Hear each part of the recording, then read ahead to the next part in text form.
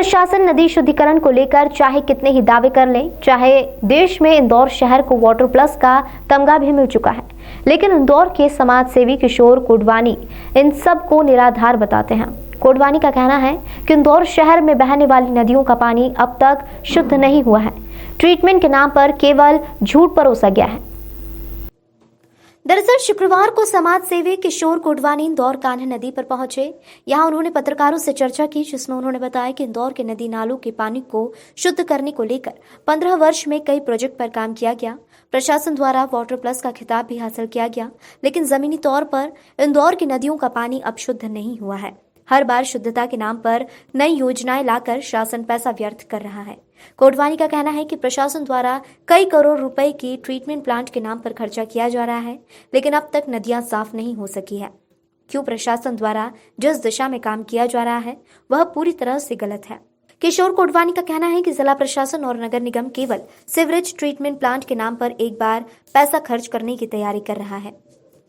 जब तक आप नदी को नदी नहीं मानोगे, नाला मानोगे, नाला आपने बनाया, प्राकृतिक रूप से नहीं था। ये भारत सरकार का वाटरशेड मैप कह रहा है कि ये नदियों का नेटवर्क है। इसको देखकर कम से कम प्लान कर लो। जो चीज़ अवेलेबल है उसको तो काम में लो आपने। और केवल धुर में लठ चलाई जा रही है इंदौर में नदियों की सफाई के नाम पर। सिल्ट पूर्व कमिश्नर ने रोकी निकालना, आज कह रहे हैं कि ये सिल्ट निकालना पड़ेगी।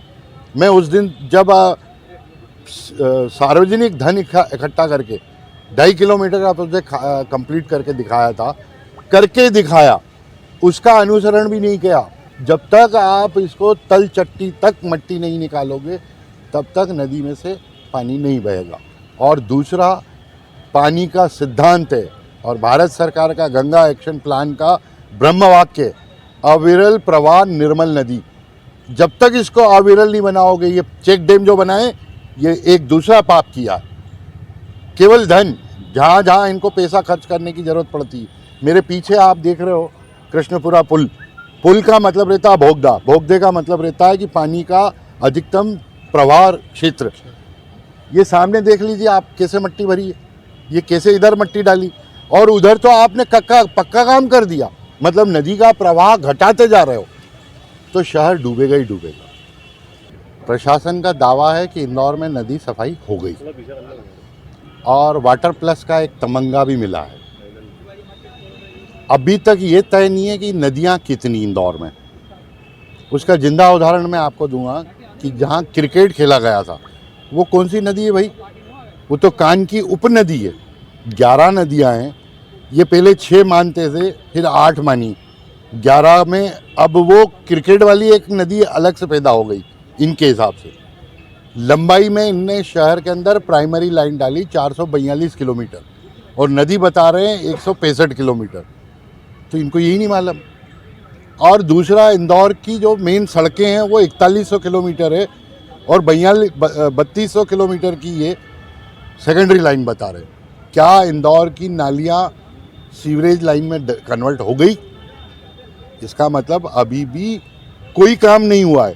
एसटीपी की जो बात करते हैं ये इंदौर में 1200 MLD पानी की खपत है और 245 MLD का एसटीपी प्लांट डला है, तो कैसे साफ होगा? जो और एसटीपी बाद में इनने डाले वो कहाँ डाले? एक आज़ाद नगर, एक राधा स्वामी, एक नहर भंडारा पे, एक राजेंद्र नगर में, एक बीजलपुर में। वहाँ से चलकर कबीरखेड़ी कितनी दूरी? 30-32 किलोमीटर, कोई बीच में ट्रीटमेंट नहीं। और बाकी 8 नदियों का ट्रीटमेंट कहाँ है? तो नदी शुद्ध कहाँ से हो गई? केवल सफ़ेद झूठ बोला जा रहा है। भारत सरकार कहती है कि प्रति व्यक्ति जो खर्चा आना चाहिए सीवरेज लाइन जब बिल्कुल नहीं हो, शून्य पर, उससे 250 करोड़ रुपए ज़्यादा खर्च कर चुके हैं। केवल अब ये जांच जो हो रही है इस बात के लिए हो रही है कि नए एसटीपी का प्लान कैसे किया जाए और इसको रिवाइज कैसे किया जाए। एक नया और खर्चे का व्यवस्था बनाई जा रही है। गलती कहाँ हुई, क्यों हुई, किन्ने की, इसकी जांच नहीं हो रही।